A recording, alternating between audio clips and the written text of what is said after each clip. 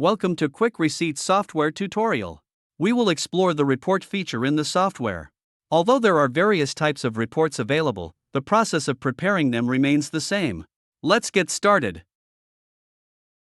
To access the report feature, click on the report button located on the left side. This will switch you to the report screen. Once you're on the report screen, you'll notice a toolbar at the top. To create a new report, click on the New Report button at the top. You'll find 4 types of reports to choose from: Total Sales Report, Customer Report, Item Sales Statistics, and Raw Data Export. For this demonstration, let's select the Total Sales Report as our example.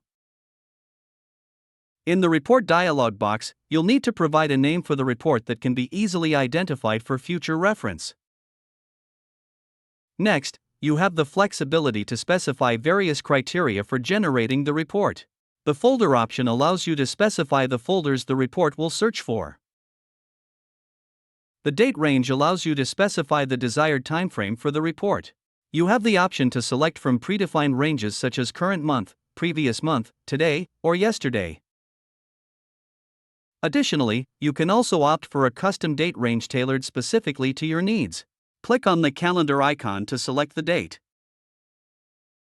Search criteria allows you to choose specific criteria such as customer or item to narrow down the report results. Select the status of the transactions to be included in the report.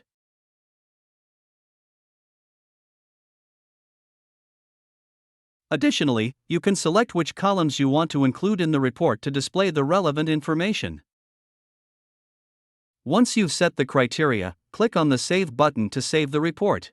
The report calculation will be updated, and the last generated timestamp will reflect the time of saving.